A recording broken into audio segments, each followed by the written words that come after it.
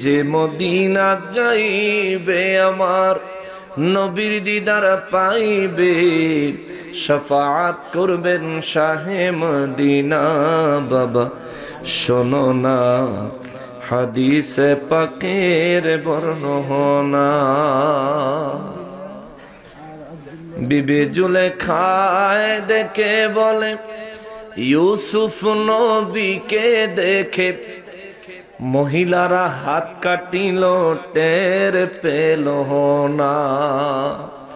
আমার মা আয়েশা ডেকে কয় মোর নবীর যদি দেখা হয়, মা আয়েশা ডেকে কয় আমার নবীর যদি দেখা হয়, কলিজা কাটলেও টের পাইতি না। বাবা শোনো না হাদিসে পাকের বর্ণনা। রব্বুল ইজ্জাত ওলিদের সম্পর্কে কুরআনুল কারীমে সূরা ইউনূস বলেন বিসমিল্লাহির রহমানির রহিম। আল্লাহু আকবার। আলা ইন্না আউলিয়া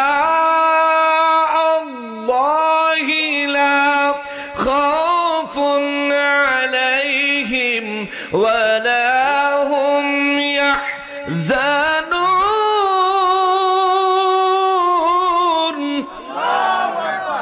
রব্বুল আলামিন বলেন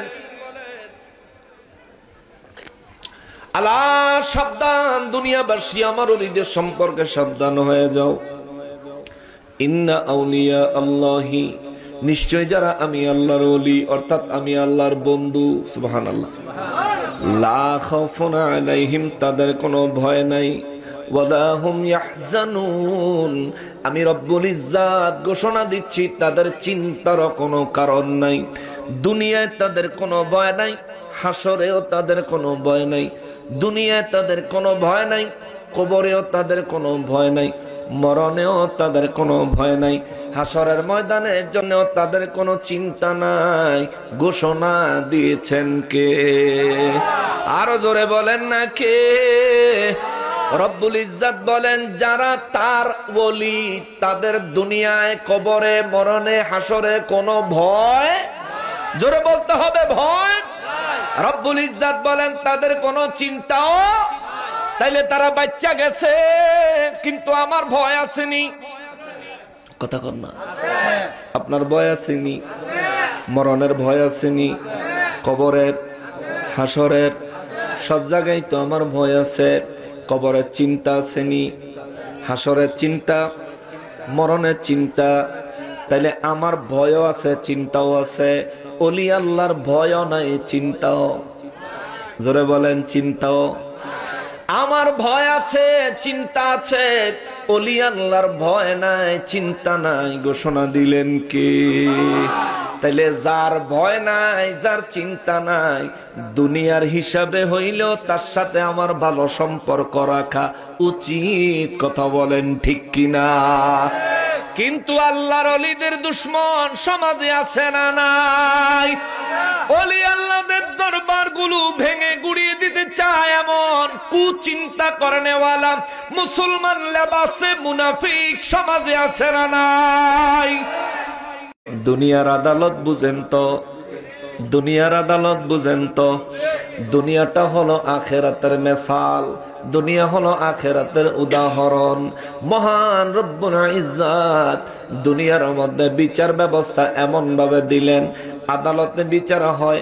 আরে সমস্যা হইছে আমার, সমস্যা হইছে আপনার সাথে, আমার আর আপনার বিচার করবে তৃতীয় একজন ব্যক্তি, কিন্তু তৃতীয় ব্যক্তি শুধু রায় দিবে। আল্লাহ রাব্বুল ইজ্জাতের এই দুনিয়াতে দুনিয়ার আইনের বিধান হলো উকিল লাগবে। আসামির পক্ষেও কথা বলবে উকিল, আবার বাদীর পক্ষেও কথা বলবে উকিল। আসামিরে যদি ম্যাজিস্ট্রেট জিজ্ঞেস করে কথা বলবে, নয়তো কথা নাই। এই বাদীরে যদি ম্যাজিস্ট্রেট জিজ্ঞেস করে কথা বলবে, নয়তো কথা নাই। এ মুসলমান, দুনিয়ার আদালতে ফাঁকি ঝুঁকি দেওয়ার সুযোগ আছে, ঘুষ খাওয়াইয়া নিজের পক্ষে কথা বলানোর সুযোগ আছে, বিভিন্ন মিথ্যা কথা সত্য হিসাবে চালাইয়া দেওয়ার রাস্তা আছে, জাল জালিয়াতি করে কাগজপত্র আদালতে দিয়া আদালত থেকে নিজের পক্ষে রায় আনার সুযোগ আছে। কিন্তু মহান রব্বুল ইজ্জাতের আদালত যেদিন কায়েম হবে, ওই দিনটার নাম হলো হাসর। আল্লাহ কয় ওই দিন কোনো ফাঁকি ঝুঁকি চলবে না। চিৎকার দিয়া বলেন আল্লাহু আকবার। ওই দিন রব্বুল ইজ্জাত আমারে আসামি বানাবেন। রব্বুল ইজ্জাত ওই দিন আমাকে আসামি বানাবেন। সেদিন যদি বাঁচতে হয় উকিল লাগবে। ওই আসামির কাঠগড়ার থেকে যদি বাঁচতে হয় উকিল লাগবে, উকিল। এখন উকিল কোথায় পাবেন? দুনিয়ার উকিলরা তারাই তো সেখানে নফসি নফসি করবে। উকিলরা যে অবস্থার যে পরিমাণে মিথ্যা কথা কয়, উকিলদের অবস্থা আমার চাইতে বেশি ভালো হইব এটা নিশ্চিত বলা যায় না। ঠিক কিনা বলে? মিশা কথা কি সুন্দর করে কইলা। মুসলমানেরা রে, আমার পেয়ারা নবীর উম্মতেরা রে, আবার মিথ্যা বলে না এমন উকিল আছে না? আছে, পরহেজগার উকিল আছে, জান্নাতে যাবে নেক আমল করে ইমানদার, এরকম উকিলও আছে।